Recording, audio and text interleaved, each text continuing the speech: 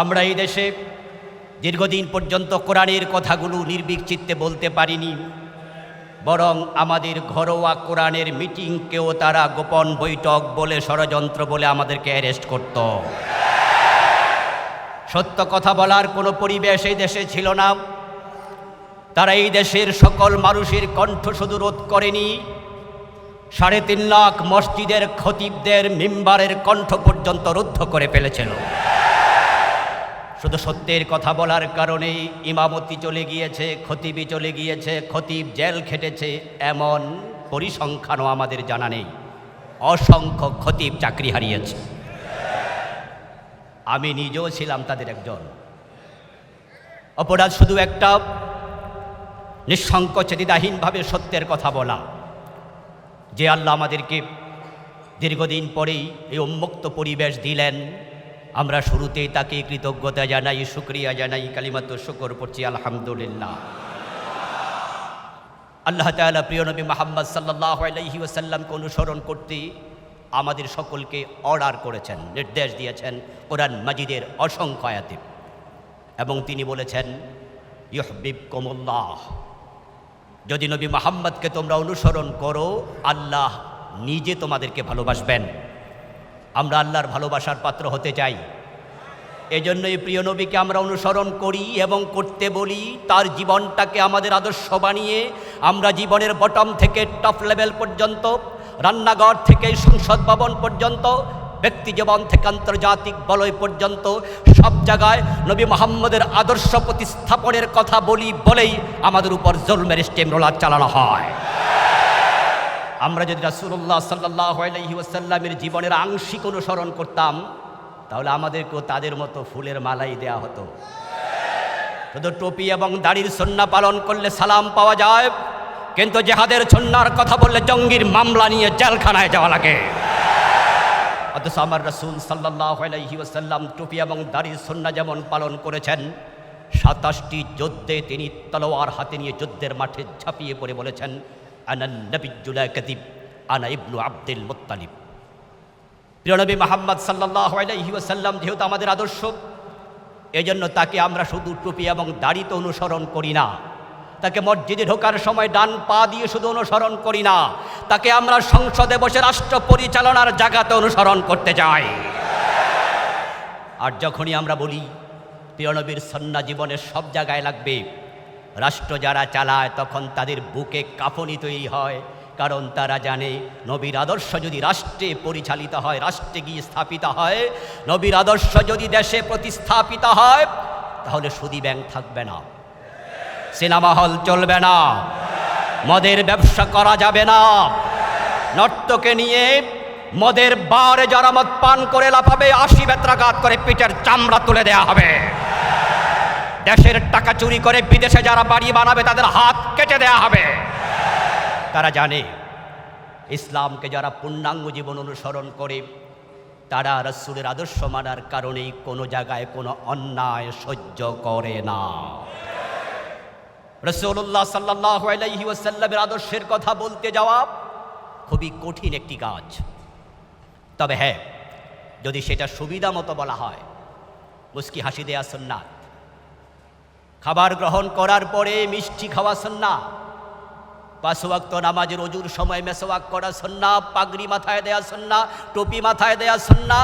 আপনাকে কেউ কোনোদিন মারতে আসবে না, বরং এমন সুন্নাহর অনুসারী পীরদের হাদিয়া বেড়ে যায়, খেয়ে খেয়ে গর্দান মোটা হয়ে যায়, ফুলের মালার অভাব হয় না। কিন্তু রাসূলুল্লাহর পূর্ণাঙ্গ জীবনের কথা যারা বলে তারা নিজের বাড়িতে ঘুমাতে পারে না।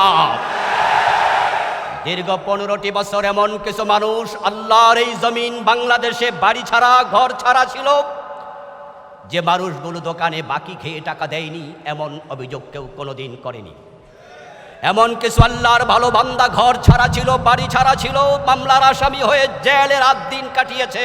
যেই মানুষগুলো কাউকে কষ্ট দিয়ে কথা বলে না, ফাঁকিবাজি করে না, মিথ্যা বলে না, সুদ খায় না, ঘুষ খায় না, একজন মানুষ হিসাবে সবাই বলে ভালো মানুষ, কিন্তু তারপরও সে জঙ্গির মামলায় আসামি, জেলখানার কয়েদি, ফাঁসির কষ্টে যেতে হয়, কারণ একটা নবী মুহাম্মদকে সব জায়গায় মানার কথা বলে বটে। রাসূলুল্লাহ সাল্লাল্লাহু আলাইহি ওয়াসাল্লামকে অনুসরণ করা আমাদের জন্য যেহেতু ফরজ, এই অনুসরণ করার ক্ষেত্রে আপনি প্রবৃত্তির অনুসারী হয়ে অনুসরণ করবেন সে অধিকার আপনার নাই। এই জন্য আল্লাহ তাআলা আমাদেরকে বলেছেন উদখুলু ফিস সিলমি কাফা, তোমরা ইসলামে প্রবেশ যখন করেছো আংশিক নয়। ইসলামে কে প্রবেশ করবে কে করবে না এটা তার স্বাধীনতা, কিন্তু প্রবেশ করার পরে আংশিক করবে এই স্বাধীনতার নাই।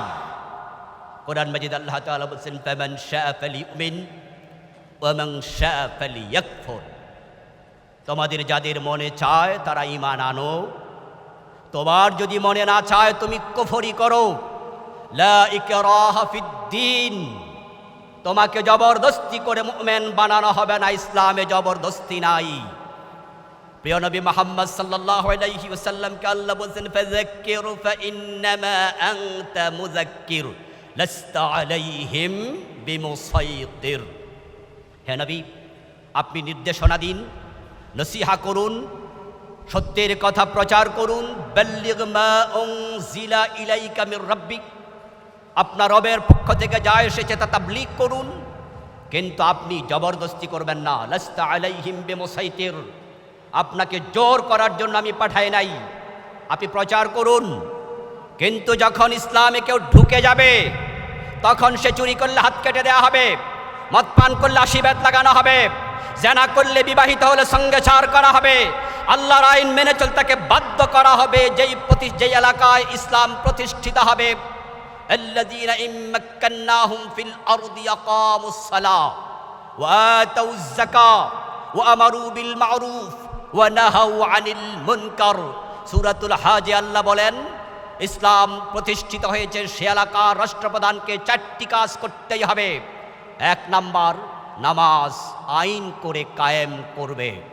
ইমাম আবু হানিফা, ইমাম শাফি, ইমাম মালিক, ইমাম আহমদ ইবনে হাম্বল রাহিমাহুমুল্লাহ সাইর ইমাম ইত্তেফাক হয়ে ফতোয়া দিয়েছেন, কোনো যদি নামাজ ফরজ বালেগ ব্যক্তি নামাজ না পড়ে তাকে আইনের আওতায় আনতেই হবে, তাকে জেলে পুরে দিয়ে তারপরে নামাজ পড়তে অভ্যস্ত করতে হবে। ইমাম শাফি রাহিমাহুল্লাহ বলেছেন জেলে দেওয়ার আগে বেত্রাঘাত করতে হবে, নামাজে অভ্যস্ত হওয়ার আগ পর্যন্ত জেল থেকে ছাড়া যাবে না। ইসলাম গ্রহণ করার পরে আপনি সুবিধাবাদী হওয়ার সুযোগ নেই। উদখুলু ফিস সিলমি কাফা, ইসলামে আপনাকে পরিপূর্ণ ঢোকার জন্য আল্লাহ অর্ডার করেছেন। আপনাদের কাছে আমার প্রশ্ন, প্রিয় ভাইয়েরা, রাসূলুল্লাহ সাল্লাল্লাহু আলাইহি ওয়াসাল্লাম মদিনায় যখন ইসলামী রাষ্ট্র প্রতিষ্ঠিত করেছেন, উনার প্রতিষ্ঠিত ইসলামী রাষ্ট্রে ইসলাম কি আংশিক প্রতিষ্ঠিত ছিল না পূর্ণাঙ্গ? ইসলাম ধর্ম হিসাবে আংশিক না পূর্ণাঙ্গ? তাহলে বাংলাদেশে 53 বছর চলে গেল, এই দেশে চুরি করলে হাত কাটা হয় না, ডাকাতি করলে শুলে দেওয়া হয় না, জেনা করলে পাথর মারা হয় না, অবিবাহিত জেনাকারীকে 100 বেত্রাঘাত করা হয় না, মদ পান করলে 80 বেত দেওয়া হয় না। হযরত ওমর নিজের ছেলে আবু শাহামাকে পর্যন্ত রেহাই দেননি। প্রিয় নবী সাল্লাল্লাহু আলাইহি সাল্লাম বলেছেন আমার মেয়ে ফাতেমা চুরি করলে আমি তার হাতটাও কেটে দেব। এই যদি রাসূলের ইসলাম হয়, তার 53 বছরের বাংলাদেশে অর্ধেক ইসলাম চলছে, এটা দেখে কোনো মুসলমান ঘুমাতে পারে না, নীরব থাকতে পারে না। ইসলাম পূর্ণাঙ্গ প্রতিষ্ঠিত হওয়ার আগ পর্যন্ত কাতিলুহুম হাত্তা লা তাকুনা ফিতনা ওয়া ইয়াকুনা দ্বীনু কুল্লুহু লিল্লাহ। আল্লাহ বলে দিন পরিপূর্ণ আল্লাহর জন্য সাব্যস্ত হওয়ার আগে চুপ থাকতে পারবে না, প্রয়োজনে জিহাদের ময়দানে ঝাঁপিয়ে পড়তে হবে।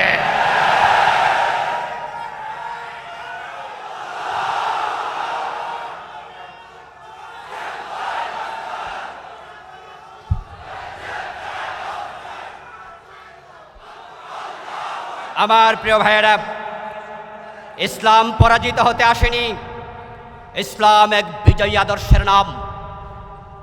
আজকের বাংলাদেশে ইসলাম কি বিজয়ী না পরাজিত? 53 বছর বাংলাদেশ চলছে কি আল্লাহর আইন দিয়ে না ধর্মনিরপেক্ষ মতবাদ দিয়ে? ধর্মনিরপেক্ষতা একটি কুফরি মতবাদ, একটি কুফরি মতবাদ, একটি কুফরি মতবাদ। যারা ধর্মনিরপেক্ষতা বিশ্বাস রাখে আল্লাহর কসম তারা বেঈমান, বেঈমান, বেঈমান। সমাজে 53টি বছর শিক্ষা পরিমতবাদ প্রতিষ্ঠিত, একজন মুসলিম হয়ে আপনি ঘুমান কিভাবে? আপনার ঘুম আসে কিভাবে? ইসলাম পরাজিত হতে আসেনি। কালান নবী সাল্লাল্লাহু আলাইহি ওয়াসাল্লাম, আল ইসলামু ইয়ালু ওয়া লা ইউলা। প্রিয় নবী মুহাম্মদ সাল্লাল্লাহু আলাইহি ওয়াসাল্লাম বলেছেন, ইসলাম বিজয়ী হতে এসেছে, পরাজিত হতে নয়। 92% নবী মুহাম্মদের অনুসারী মুসলমান বাংলাদেশে থাকতে ইসলাম পরাজিত থাকে কেমনে? আর ইসলাম বাস্তবে 53 বছর পরাজিত। তোমরা আল্লাহর সামনে মুখ দেখাবা কেমনে? রাসূলের সামনে মুখ দেখাবা কেমনে? তাই যারা হাস্যোজ্জ্বল প্রিয় নবীর চেহারা মোলাকাত করতে চায়, তাদেরকে দিন প্রতিষ্ঠিত হওয়ার আগ পর্যন্ত 1 সেকেন্ডের জন্য থেমে থাকা যাবে না। আলহামদুলিল্লাহ, সুম্মা আলহামদুলিল্লাহ। 17টি বছর, প্রায় এক যুগের বেশি, 15 বছর, 16-17 বছর তারা বাংলাদেশ জামাত ইসলামীকে অফেন প্রোগ্রাম করতে দেয়নি। তারা আমাদের নেতাদেরকে বিনা দোষে ফাঁসির মঞ্চে নিয়েছে। আল্লামা সাইদি রাহমাহুল্লাহর মতো লোকটাকে 13টি বছর বিনা দোষে জেল খাটিয়েছে। শুধু জেল খাটায়নি, উনাকে পয়জনিং করে হত্যা করা হয়েছে। এটাই হচ্ছে অভিযোগ। এত জুলমের পরেও কি আমরা থেমে গেছি? এত অত্যাচারের পরেও কি জামাত ইসলামী আদর্শ থেকে এক চুল পরিমাণ বিচ্যুত হয়েছে? আল্লাহর বক্তব্য দিন প্রতিষ্ঠিত হওয়ার পর্যন্ত লড়াই চালিয়ে যাও। তা আমাদের আদর্শ হলো, আমাদের 100 জন নেতাকে ফাঁসি নয়, 1000 জনকে নয়, 1 লক্ষ নেতা কর্মী নয়, সবাইকে যদি ফাঁসি দেওয়া হয়, একজন থাকলে একজন মাথা উঁচু করে দাঁড়িয়ে থাকবে।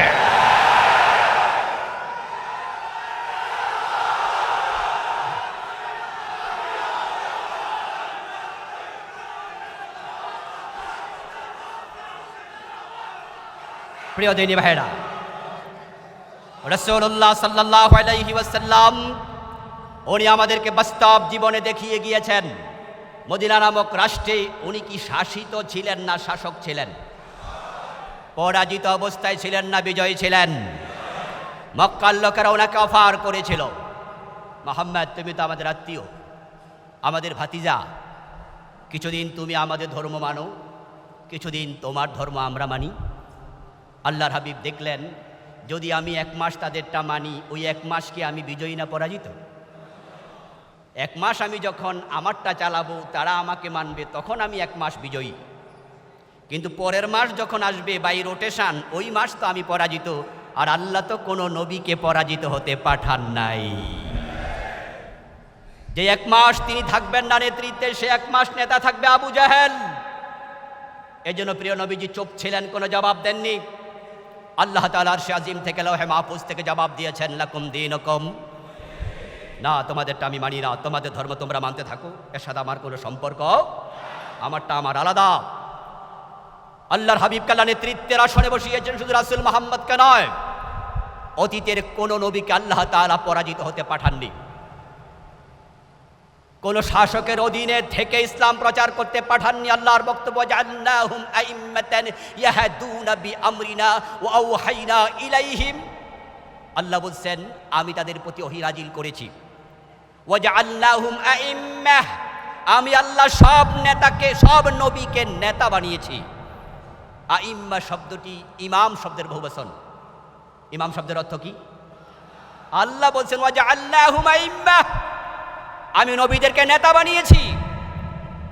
এজন্য প্রিয় নবীজি বলেছেন, শোনো, মদিনার আমি একাই প্রেসিডেন্ট নই, আমি একাই সমাজে নেতৃত্ব দিচ্ছি না। কানাত বানু ইসরাঈল তাসুসুহুমুল আম্বিয়া। সহিহ বুখারীর হাদিসটি ভূমিকাতে আমি পড়েছিলাম। প্রিয় নবী সাল্লাল্লাহু আলাইহি সাল্লাম বলেন, বানি ইসরাঈলে যত নবী ছিল, ওই নবীরা প্রত্যেকে ছিল সিয়াসাতওয়ালা। তাসুসুহুমুল আম্বিয়া, সিয়াসায়াসুসু শব্দের অর্থ হচ্ছে নেতৃত্ব দেয়া। এখান থেকে সিয়াসাত, সিয়াসাত শব্দের অর্থ রাজনীতি। নবীরা প্রত্যেকে ছিলেন রাজনীতিবিদ। সহিহ বুখারীর হাদিস। প্রিয় ওলামায়ে কেরাম, আপনাদের থেকে যখন শুনি ইসলামে রাজনীতি নাই, আপনাকে যখন দেখি গর্ব ভরে পরিচয় দেন, আমি কোনো রাজনীতি করি না, আপনি পীর হয়ে পরিচয় দেন, আপনি রাজনীতি করেন না, আপনি খতিব হয়ে পরিচয় দেন, রাজনীতি করেন না, আপনি বক্তা হয়ে পরিচয় দেন, রাজনীতি করেন না। অথচ আল্লাহ নবী বলছেন যে অতীতের নবীরা সবাই রাজনীতিবিদ ছিল, দাঈ ছিল, শাসক ছিল, আইম্মা ছিল। আর আপনি তাদের আদর্শ থেকে সরে গিয়ে গর্ব ভরে পরিচয় দেন কেমনে? আপনার তো লজ্জা পাওয়া উচিত। আপনি সুবিধাবাদী, কারণ আপনি জানেন যে আপনি কোনো রাজনীতি করেন না, এটা বললে সব দলের লোক হাদিয়া দেবে।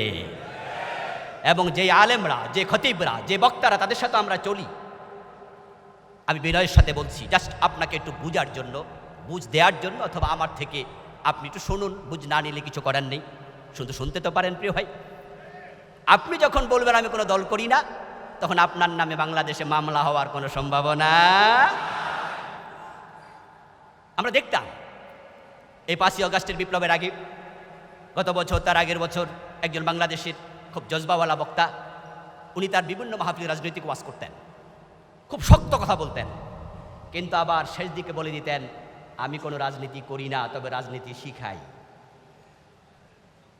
আমি গবেষণা করতাম যে এই লোকটা এত রাজনৈতিক বক্তৃতা দেয় কিন্তু রাজনীতি করি না, এই কথা কেন বলে? তখন বুঝতাম কারণ এই কথা বললে নিরাপদে থাকা যায়। প্রতিপক্ষ তখন তাকে আর দুশ্মন মনে করে না, প্রতিযোগী মনে করে না, পিছনে ঠেলে আর দেয় না। আমরা এই সব কিছুর মুখে সামনে গিয়ে বলি যে আমি রাজনীতি করি, আমি খতিব, আমার মিম্বার চলে যাক, কিন্তু রাসূলের রাজনীতির আদর্শ থেকে আমি সর্বনাম। আমাকে জেলে দেয়া হবে, ফাঁসি দেয়া হবে, তার আদর্শ থেকে আমি চুল পরিমাণ সর্বনাম। আমার রাসূল বলে কানাত বানু ইসরাঈল তাসুসুহুমুল আম্বিয়া, বনি ইসরাঈলের নবীরা রাজনীতিবিদ ছিলেন, শাসক ছিলেন।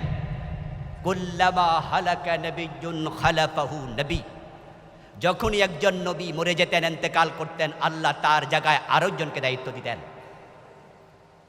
দুঃখের কথা কি জানেন? বিভ্রান্তি আজকে শুধু ধর্মনিরপেক্ষতাবাদীরা ছড়াচ্ছে না, আমরা যখন বিভ্রান্তি কিছু আলেমদের মুখ থেকে শুনি তখন বেশি কষ্ট পাই।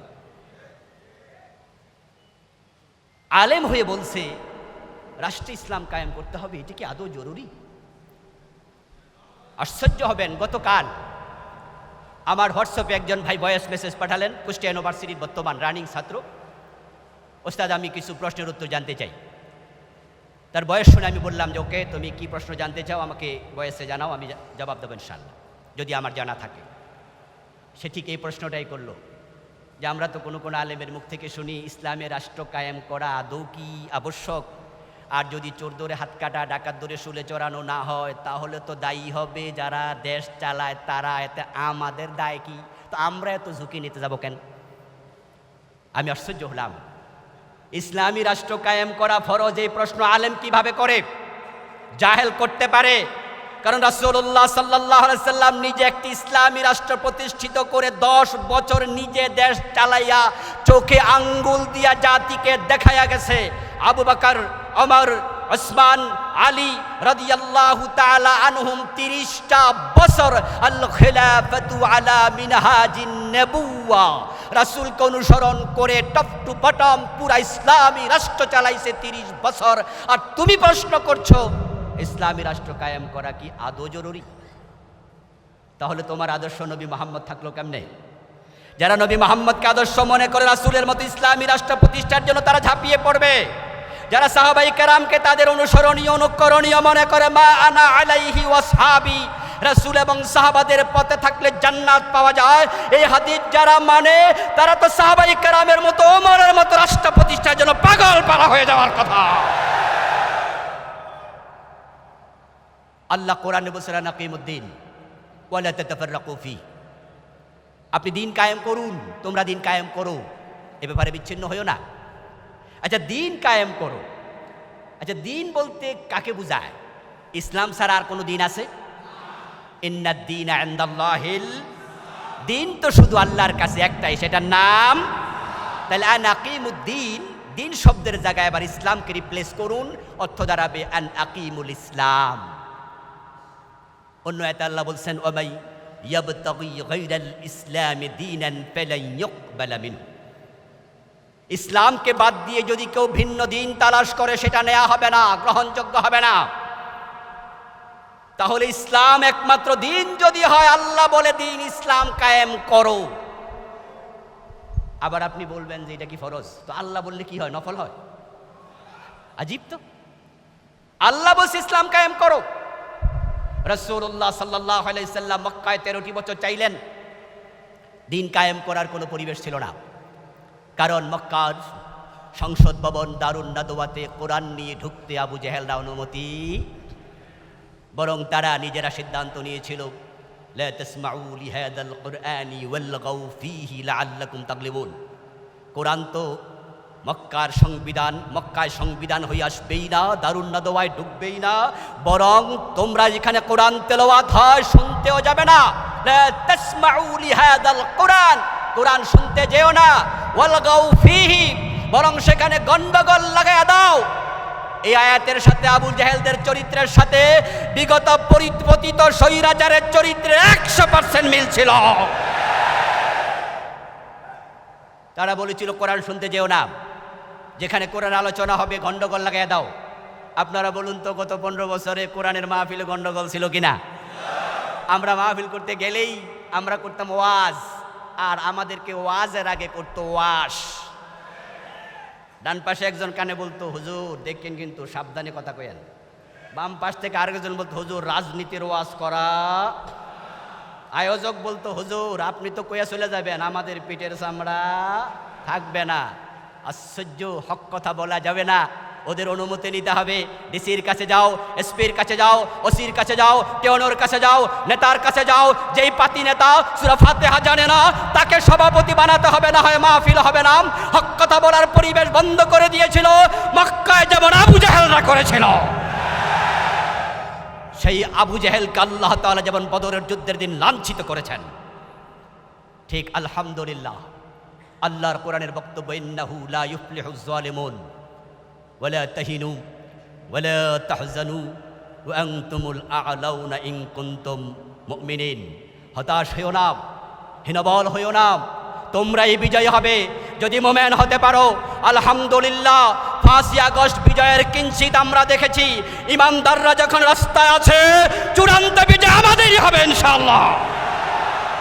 ইনশাআল্লাহ সময় আসছে।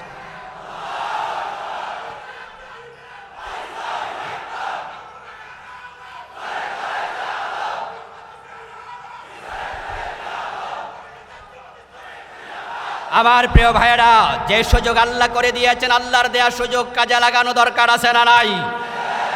আমরা আমাদের আজকের প্রধান বক্তা আব্দুল্লাহ মোহাম্মদ তাহের ভাইয়ের নির্দেশনাগুলো শুনে মাঠে ময়দানে ঝাঁপিয়ে পড়ব, আল্লাহর দেয়া সুযোগকে কাজে লাগাবো। 53 বছরের বাংলাদেশে 72তে সংবিধান লেখার পরে আজ পর্যন্ত এমন সুবর্ণ সুযোগ আর আসেনি। কোন সরকার পূর্ণাঙ্গ সংবিধান পরিবর্তন করবে চিন্তা মাথায় আনতে পারেনি, সুযোগও ছিল না। কিন্তু আল্লাহ এমন সুযোগ দিয়েছেন, যদি বর্তমান অন্তর্বর্তীকালীন সরকার চায় আর আমরা সরকারকে বাধ্য করতে পারি, পুরা সংবিধান পরিবর্তনের সুযোগ এসে যাবে।